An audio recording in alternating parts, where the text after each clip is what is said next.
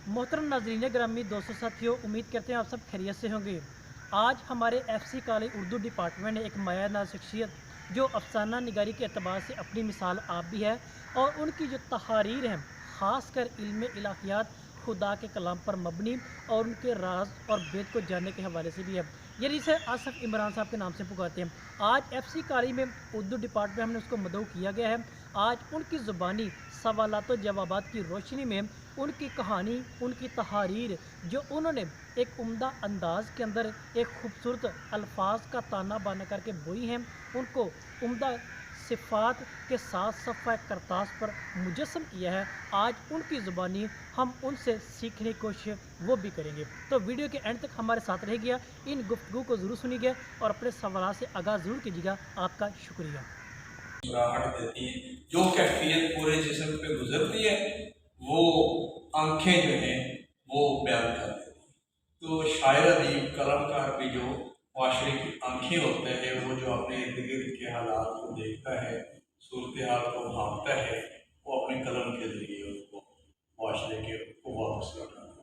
ये अपने और अब डॉक्टर साहब एक में एक चुके का मैं इसमें इजाफा करता हूँ कि आपको भी रेफरेंस सही कि अदीब या शायर वो कुछ लिखता है जो आम आदमी को नजर नहीं आता। नॉर्मल हालात में जो देख रहे होते हैं उसी मुआशरे में आम लोग जो देखते हैं वो तो सबको पता होता है, मालूम होता है, लेकिन शायर या अदीब नामालूम मंजिल जाके सूरत हाल को ऑब्जर्व करता है और देखता है और अपने जहन में एक खाका बनाता है और उसके बारे में लिखता है। एक ख्वाब का एलिमेंट आया और आपका एक जो ब्रेकिंग न्यूज अफसाना है उसके अंदर भी एक ख्वाब का तासर मौजूद है।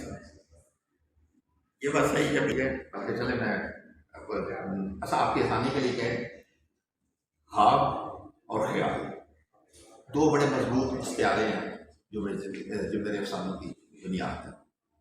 ख्वाब एक मसलसल, मैंने बताया ना कि जन्नत से निकले हुए बंदा जो है वो ख्वाब की हालत में मुसलसल, ये वो उसमें एक दो ही नहीं, जितने भी अफसानों में अफसाने देखे, इवन इसमें सबसे पहला अफसाना ही है बंद मुट्ठी में ख्वाब।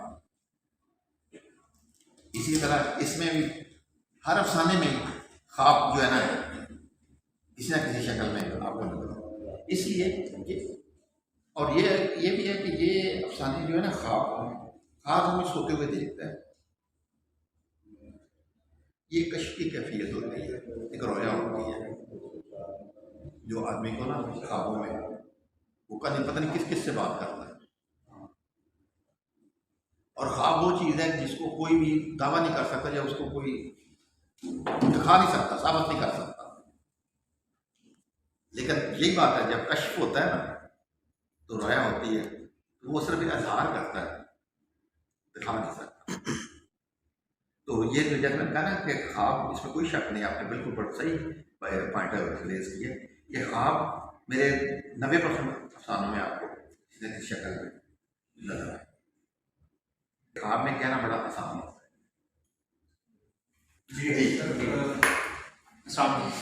मेरा नाम हुसनैन अहमद। मेरा सवाल इस तरह से है कि दो बातें हैं। एक तो ये कि आपका एक गैप जो है आप इसको किस तरह से देखते हैं, जबकि एक उम्र का हिस्सा या मुशाहिदा जो होता है वो बंदे की ज़िंदगी को पुख्ता करता है। तो ये भी तो मुमकिन है कि उस जो 35 साल का अरसा है उसमें आपकी ये तहरीर में पुख्तगी, उसका जो गैप है आपका मुशाहिदा जो उसकी वजह से हो, या अगर आप उस 35 साल में लिखते तो वो आपका मुशाहिदा उस लेवल का ना होता तो आपकी तहरीर पे गालिब रहता वो। एक तो ये बात है। दूसरी वो ट्रैफिक ट्राली के हवाले से है कि उसमें एक ऐसा किरदार है जो अपनी नेचर से वाबस्ता रहना चाह रहा है, हम देखते हैं। तो टेक्नोलॉजी और ये जिद्दत जो हम देखते हैं इसको वो नापसंदीदगी से देखता है क्योंकि इसने उसके असली से उसे दूर किया है। लेकिन अगर देखा जाए आलमी तनाजुर में तो ये बात नापसंदीदगी की बात होगी कि बंदा मौजूदा दौर के साथ ना चल सके। तो आप इस हवाले से क्या? जब पहली बात तो मैंने जैसे शुरू में कहा था कि वो जो अरसा अरबी मजहब नामे से मैं हटा था, मुझे उसका अफसोस है। वो हालात की मजबूरियाँ थी, बाकी रहा फ़र्क कि अगर मैं उस अरसे में लिखता रहता तो ये मुशाहिदा मेरा या मेरी सोच इतनी पुख्ता नहीं होनी थी। मुशाहिदा या सोच या ज़हन जो मैच्योर होता है उसमें मैंने पहले कहा वो मुताले की बात। जब आदमी मुतालिया छोड़ दे तो फिर ज़हन कभी भी मैच्योर नहीं हो सकता। और जो आदमी पढ़ता है कोई भी अलूम हो तो फिर वो मैच्योर भी होता है। तो मुझे ये फ़र्क महसूस नहीं हुआ। मैंने 36 साल बाद, तकरीबन 34 साल बाद दोबारा जब अफसाना लिखा, और वो अफसाना इस तरह के सीधा मैंने तस्तीर रसाला है, जन्म से छपता है, मतलब चंद एक सालों में उसका शुमार होता है अरबी लेवल पे, तो उसमें मैंने भेज दिया। मुझे फ़र्क नहीं लगा। और अगर आप साए के नाखुन पढ़ें और लौहे तहरीर पढ़ें, दरमियान में फासला 34 साल का है अरसे का, लेकिन आपको तसलसल लगेगा, फ़र्क महसूस नहीं होगा। इसका मतलब कि जिस लेवल पे जहाँ से मैंने छोड़ा था वहीं से पिक किया। बाकी आप पुख्तगी की बात, तो पुख्तगी तो अगर मुशाहिदे की और वक्त के साथ जज्बात से आती है। और दूसरा अपनी बात अभी ट्रैक्टर ट्राली वाली बात है, उसमें नेचर से जुड़े रहना। हर कहते ना कि अब मट्टी आपको बुलाती है, आपने फिर मट्टी भी लौट जाना, उसकी रफ्तार हम कुछ भूल नहीं सकते, छोड़ नहीं सकते। हम जो लोग देहात में पस मंजर जाए उसको हम छोड़ नहीं सकते, वो हमारे को बुलाते रहते हैं। इसलिए मैंने बताया ना कि इधर मैंने रिटायरमेंट ली तो उधर मैंने आपको फिर गाँव में वही उसी ज़मीन पे उसी जगह पे जाके ज़मींदारी शुरू कर दी, कैटल फार्म बना दिया। मकसद ये था कि जहन में थी बात कि मुझे वहाँ जाना चाहिए। ओके, तो तजर्बात होते हैं उस लाइफ के, अपने तजर्बात, शहरी के अपने तजर्बात, टेक्नोलॉजी के अपने तजर्बात। इसमें टेक्नोलॉजी से नफरत वाली बात नहीं है। मैं उसको इस तरह देखता हूँ कि वक्त के साथ साथ हम जिस तरह आगे बढ़ रहे हैं, वो पुरानी कदरें, वो पुरानी सोच और वो इंसान जो आज से पहले उस माहौल में जिंदा रहता था वो नहीं रहा, वो बदल गया। और आपने इसी में अब हैरान हो गए कि ट्रैक्टर ट्राली इनवान कैसे आया। मैंने ये नहीं था, कहानी में लिख रहा था, तो एक दिन टीवी देख रहा था, तो असेंबली में बहस हो रही थी, तो अजरा ख्वाजा हासिफ ने कहा कि ट्रैक्टर ट्राली को तो मेरे दिल में स्ट्राइक किया। जी बेटे आपका सर, मेरा सवाल ये है कि जैसे हम आमतौर पे अफसाने की तारीफ पढ़ते हैं कि अफसाना किसी इखलाकी सबक पे या तासुर पे खत्म होना चाहिए, तो जैसे हमने आपका अभी अफसाना सुना उसमें वो आप एक ख्वाब में सफ़र करते हैं या खुद कलामी में हैं, तो आपने उसके एंड पे कोई तासुर या इखलाकी सबक छोड़ने की कोशिश जानबूझ के नहीं की या हमें उसमें समझने की कोशिश करी? बात यह है, चले ठीक से कि हम अब डॉक्टर नज़ीर अहमद के दौर के में नहीं गए, ना हम राशिद खैरी के अफसाने पढ़ रहे हैं, ना हम तो रसूल को देख रहे हैं। अब वक्त बहुत बदल गया, वो होते हैं जिस स्पीड से आगे बढ़ रहे हैं उसमें अफसाना अदब ठीक है, ज़िंदगी को ये तरबियत करता है, सिखाता है, लेकिन इसका ख़ास मकसद ये नहीं है कि ये कोई तरबियत का हो या कोई सबक दे, सबक आमूज़ हो। सबक होते हैं उसमें, लेकिन इस तरह उसका टारगेट ये नहीं होता कि उसने कोई सबक पढ़ाना है या उसने कोई ऐसी बात सिखानी है कि जिस कई काम ये होता है अक्सर ऐसे होते हैं कि सबक आमूज़ हो, उसमें हमेशा हक और सच के लड़ाई में दिखा रहे हैं तो सच की फतह ही दिखाएंगे, तो वो सच। तो लेकिन अब जो जदीद अफसाना है वो बहुत आगे निकल चुका है, उसमें तो प्लाट वाली बात ही नज़र नहीं आती। इवन इसमें भी जो मैंने आपको आज अफसाना बताया इसमें प्लाट आपको नज़र नहीं आएगा। किरदार है, किरदार भी मुख्तलिफ किरदार हैं अपने अपने, हालांकि इसमें तो इतने किरदार नजर थे, बाद अफसानों में थे इतना भी नहीं होता। एक तासर होता है, खुद कलामी होती है, आप गुफ्तगू कर रहे हैं अपने ज़हन में, सोचते जा रहे हैं, मंजर बदलते जा रहे हैं सारा, यानी लफ्ज़ जो है आते हैं, लफ्ज़ों की शक्लें बदलती हैं, पैराग्राफ बदलते हैं और उसके उसके साथ ही मौजूद साथ साथ बदलता जाते हैं।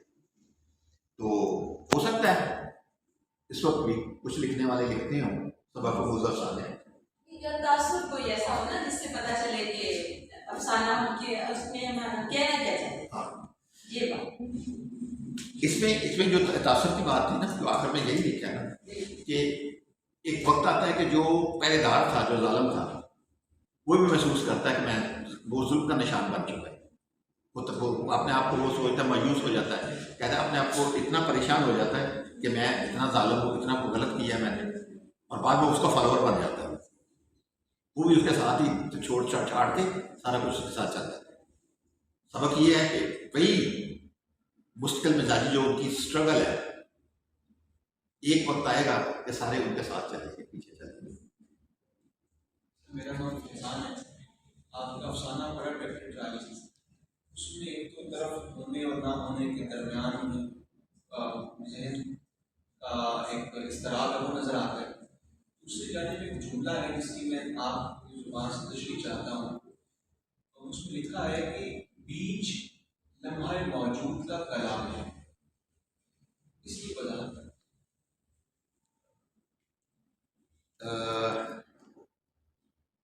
मेरे अफसानों का ज़्यादा मवाद क्योंकि अस्तेरी और मजहबी तामुस है। मैंने बहुत बुनियादी तौर पे क्रिश्चियन होने का एक अलग इशू है। मैंने कुरान पाक भी उसी तरह पढ़ा है तर्जुमे के साथ, मैंने गीता को भी पढ़ा है, मैंने क्या नाम है बाइबल पढ़ता। तो ये चीज़ें जो है ना, ये आपके खमीर में शामिल हो जाती है। आप फर्ज करें ये अफसाना में जो ट्रैक्टर ट्राली है, अब मेरे पूरा ज़हन में नहीं, वो वक्त के साथ साथ चीज़ें रह जाती हैं, लेकिन मेरा शुरू ही वो ऐसे ही हुआ है।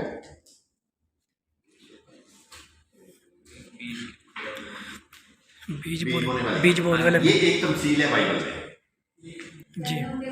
है ना? एक बीज बोने वाला बीज बोने निकला यहाँ से। तो एक्चुअली वो शुरू ऐसे होता है। तो एक ऐसी जगह पे आता है बाइबल में है कि इब्तिदा में कलाम था, कलाम खुदा के साथ था, कलाम खुदा यानी उन बाजू आ जाती है। तो लम्हे मौजूद जो है, जो इस वक्त हम आज में जिंदा है, और हमारा आज जो है वो ये सुबह से शाम तक का आज नहीं है। अब हम वक्त को 3 ज़मानों में तकसीम करते हैं, मवाज़ी हाल नहीं, अज़ल से पहले और अबद के बाद, वो भी वक्फा है, वक्त उसको अपना लेके जाए। अज़ल से पहले भी जो कुछ था,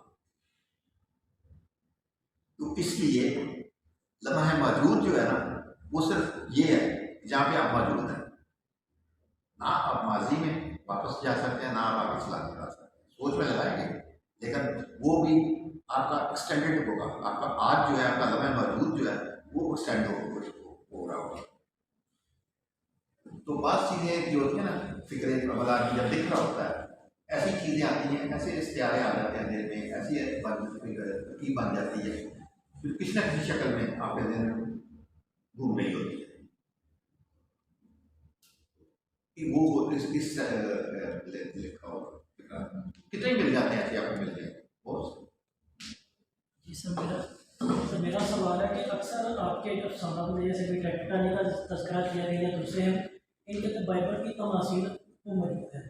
तो जब आप तहरीर लिखते हैं या लिखने का वो इरादा करते हैं, तो वो तमसील या जो तमसीली अंदाज है वो अपनाने के लिए क्या वो आप पहले प्लान करते हैं, या फिर वो 10 बदस बहरास्त आपके साथ में तय करने के लिए जाती है? ये थोड़ा सा वाज़ेह करें कि आप प्लानिंग के तौर पर होती हैं या कि वो साथ साथ चलता रहता है? नहीं, इसमें प्लानिंग नहीं होती। इसलिए आपके ज़हन की भट्टी में जो कुछ चल रहा होता है, जो उग रहा होता है, या जो चीज़ें पक रही होती हैं, उसमें आपकी पूरी ज़िंदगी का निचोड़, आपका मतालिया, आपके मुशाहिदे, सारा कुछ उसमें चल रहा होता है साथ साथ। फिर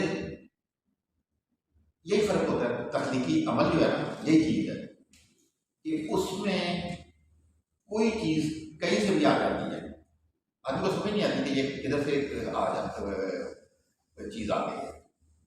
और उसमें डिपेंड करता है कि वो थोड़े से ज़्यादा मजहब की तरफ रुझान होता है, उनके वो ज़्यादा आउटपुट होती है, मजहबी चीज़ें ज़्यादा बाहर आती हैं।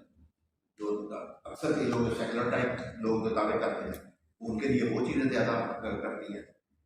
क्योंकि क्योंकि बेसिकली हम मजहबी घराने से तल्लुक़ रखते हैं, एक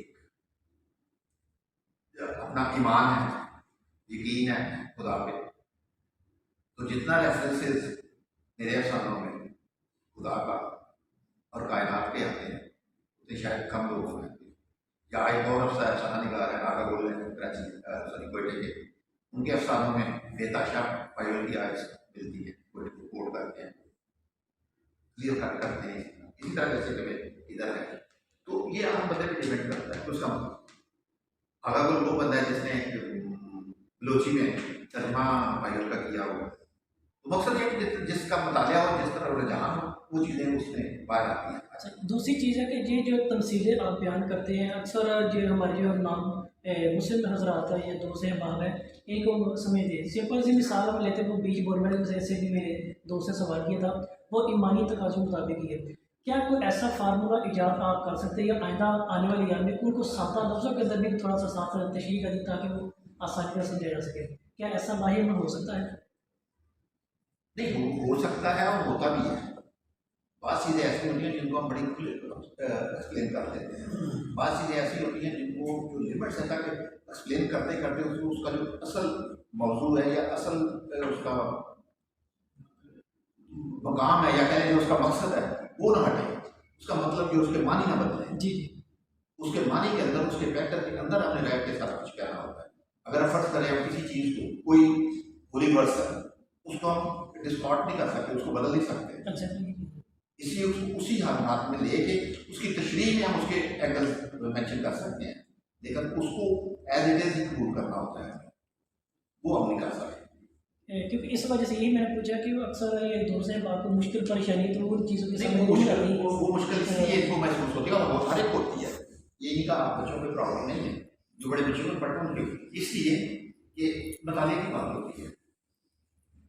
जिसने साइंस पढ़ी है वो जब साइंस टर्म्स इस्तेमाल करेगा तो उसको फर्क नहीं पड़ेगा, लेकिन जो साइंस के स्टूडेंट्स होंगे वो बड़ी आसानी से समझ जाएंगे, लेकिन जिन्होंने साइंस नहीं पढ़ी उनके लिए मुश्किल होगा। इसी तरह जब उनको ऐसी टर्म आ जाती है बिब्लिकल, तो फिर आम जिनका नहीं मतलब सुनी होती उनके लिए थोड़ा सा प्रॉब्लम जरूर होता है। फिर सर मेरा आखिरी सवाल है, बाकी फिर दोस्त पे जैसा कि अभी लास्ट हमारे को मुलाकात वो गाड़ी में भी हुई थी, वो आपने एक मुझे ओरिएंटल कागज नंबर दिया था, एक वो तजिया, उसमें कुछ जो हजरात आपके अफसाने के तजिया करते हैं, उस पर तबसरा करते हैं, कुछ अल्फाज की तशरीहात बिल्कुल वो गलत करते हैं। क्या आप उनको बाद में रिप्लाई करते हैं ये आपने गलत किया ये नहीं किया? क्योंकि लास्ट मेरा आपने जो मुलाकात इसमें वो चीज़ें बहस में नहीं पढ़ते हैं, इसलिए हर बंदे ने आपने बतौर इस्लाह बात करें कि नहीं, अगर कोई मतलब पूछता है ना वजाहत हम जरूर करते हैं अगर कोई पूछे तो जी, लेकिन हर एक की अपनी समझ और अपनी ठीक है, की बात है, हम फोर्स नहीं कर सकते, कोई भी बंदा नहीं कर सकता। जैसे मैंने कहा ना, ये कारी किसी भी तकनीकार को फोर्स नहीं कर सकते तुम ये क्यों लिख रहे हो या कैसे लिख रहे हो। अब अदरवाइज एक वक्त था कि गालर को भी नहीं समझा गया था, इकबाल को भी नहीं समझा गया था, उनको बड़ा मुश्किल कहते थे, अब समझ आ रही है, सबको समझ आ रही है। तो इसी तरह एक वक्त आएगा कि ये भी सारे लोगों को समझ आ जाएंगे।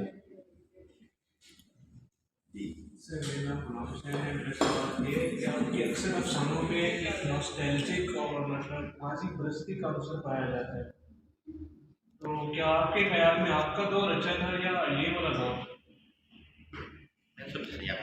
मतलब सर एक माजी परस्ती, मतलब आप पुरानी रिवायात, पुराने ख्यालात, पुराने लोगों की बातें कर रहे होते हैं, तो मतलब आपके ख्याल में आपके वाला दौर अच्छा था या आज का दौर, मतलब आप इन दोनों को कैसे तनाजुर करते हैं, मतलब क्या मतलब इनमें डिफरेंस है? नहीं, इसमें ये है कि इस वक्त को जो है ना ठहराया नहीं जा सकता, रुकता नहीं है। जो आज है वो कल नहीं होगा, जो कल है वो परसों नहीं होगा।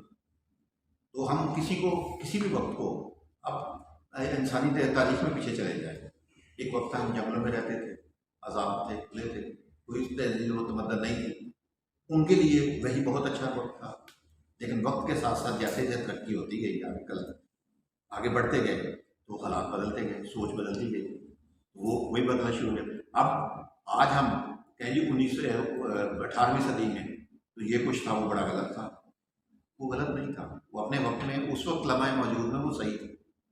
लेकिन 19वीं सदी उससे बेहतर आई, 20वीं उससे आई, 21वीं उससे आई, और आगे 22वीं पता नहीं इससे भी बेहतर होगी। तो ये इर्तिका है, ये इर्तिका का सफ़र है जो चल रहा है, और सफ़र में हमेशा आगे बढ़ते हैं, पीछे को नहीं आते।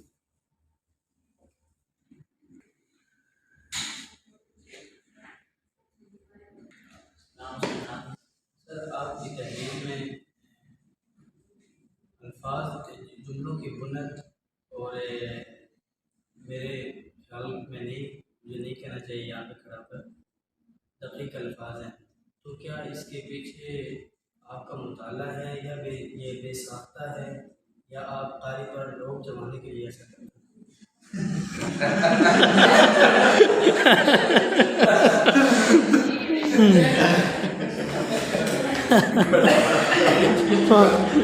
मैंने इसलिए कहा कि फर्ज करें इसमें साई के नागल में आज जब 40 साल पहले कोई अफसाना लिखा है, उसको भी आप पढ़ेंगे ना तो तकरीबन यही लैंग्वेज आपको मिलेगी। सर ऐसा क्यों है, मतलब कि आम मतलब क्यों नहीं समझ सकते? शायराना अंदाज मैंने अभी मिसाल दी थी कि गालिब जब शायर था अपने वक्त में तो उसको भी समझा नहीं मतलब गया। हम अपने बुढ़ापे में जाके इसको समझ सकते उसका एक कला है, उसका एक कला है हैं। जी कि कारी को भी मुतालिया देना जी वो उसी होना चाहिए।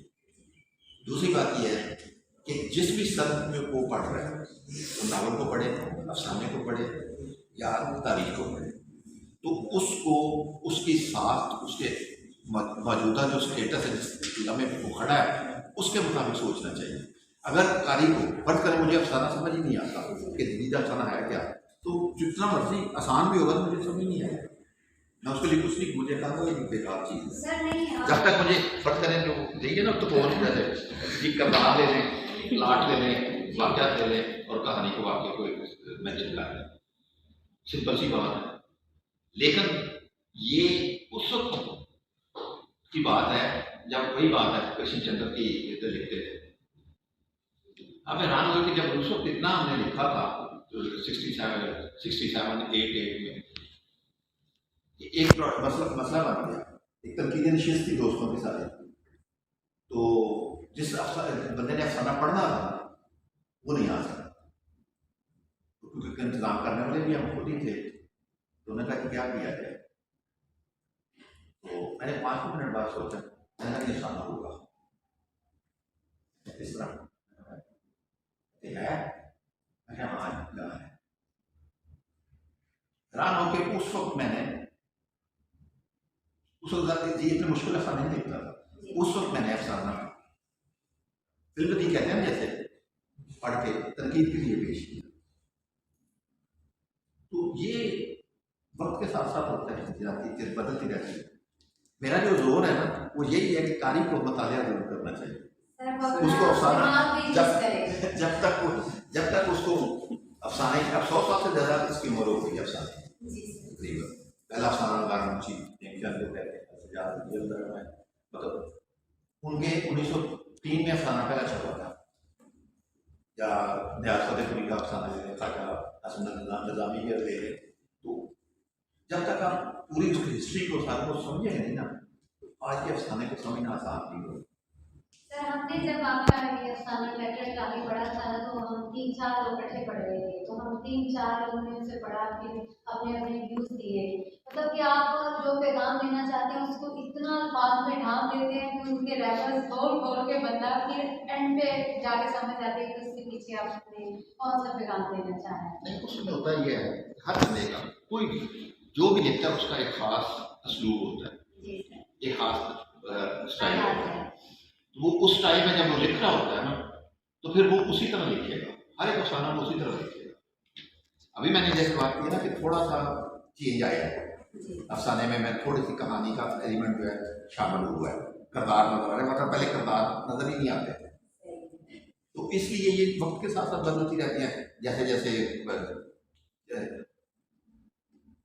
अदब जो है ना मुहारक चीज़ है, हरकत में रहता है, जामत चीज़ नहीं है। चीज़ें जिसमें आती रहती हैं, उसी तरह लिखने वाला भी साथ साथ होता है। तो ये अब एक असलूब बन गया है और यही पहचान, बंदे की पहचान यही है। सर जैसे आपने बताया कि कहानी हमें खुद चूज करनी पड़ती है, हमारे इर्द ढूंढ ही रहती है, लेकिन इंसान लिखना तो चाहता है मगर वो अपने अल्फाज को तरतीब नहीं दे पाता, आगाज नहीं कर पाता, उससे क्या करना चाहिए? सर माइंड में कहानी जरूर होती है, स्केच भी बना होता है, सेटअप भी होता है, मगर वो अल्फाज नहीं है अपने, मतलब उसमें उसको सिर्फ इतना करना चाहिए कि एक बार लिख के उसको बार बार लिखने का हौसला पैदा करना चाहिए। ये शुरू में कई लोग नहीं मैं बात करने लगा कि कई ऐसे होते हैं कि आपने एक बार लिखना है, बढ़ेंगे आपको लगेगा नहीं थोड़ा पार्ट है, मैं खुद करता रहूँगी, फिर उसको उसी कहानी को रीराइट करें दोबारा सोच के साथ, वो पहले से बेहतर होती है। और फिर बात वही आ जाती है कि फिर मुताले वाली कि जब आपका बेतहाशा नॉलेज होगा ना तो खुद ही रास्ते खुलते जाते हैं। फलसफा भी आ जाता है उसमें, तारीख भी आ जाती है उसमें, मजहब भी आ जाता है उसमें, समाजी मसाइल भी आ जाते हैं उसमें, रूहानी मसाइल भी आ जाते हैं उसमें, कश्फ की बातें भी होती हैं उसमें, रोया भी होती है, हर चीज़ शामिल हो जाती है। अच्छा मेरा सर यहाँ एक सवाल पैदा होता है मेरे जहन में कि अगर यही हर जो तख्लीककार या हर राइटर यही सोच ले कि मैंने अपने जो जिससे मैं मुखातिब हूँ उसका मुतालिया ही मैंने वसी करना है, तो सर ये तो बड़ा मुश्किल पेश आ जाएगी कारी के लिए कि कारी कितने राइटर्स के मुताबिक अपना मुतालिया वसी करेगा, क्योंकि हर एक की अपनी तख्लीक अलग है। तो आपके पढ़ने के लिए उसे फिर आपके लेवल का मुतालिया करना पड़ेगा, किसी और को पढ़ना हो तो उसके लेवल पे जाना पड़ेगा, उसके मौजूद के हिसाब से। नहीं मैंने ये कहा कि हर एक के लिए अलग अलग कोई निसाब फिक्स है कि आप इस बंदे को पढ़ना है उसके लिए ये मुतालिया करें। मुतालिया एक जनरल चीज़ है, अब अफसाना पढ़ रहे हैं, कोई अफसाना पढ़ रहे हैं, आज भी आप कृष्ण चंद्र को पढ़ना शुरू कर दें, इंतजार हुसैन को पढ़ना शुरू कर दें, दिलराज नंदा को पढ़ना शुरू कर दें, तो आपको आज का अफसाना खुद ही समझ आ जाएगा, मसला मुश्किल नहीं लगेगा। या खालसा हुसैन को भी उठा के अफसाना पढ़ लें, बस वो हर एक के लिए ओपन है। तो होता यह है कि जब आप पढ़ रहे होते हैं तो उसमें अपने मतलब की चीज़ें आपको ज़हन कबूल करता है, सारी चीज़ें नहीं कबूल करता, तो उसी तरह वो फिर उसके शामिल होती जाती हैं, उसके किरदार में, उसकी सोच में, उसके ज़हन में।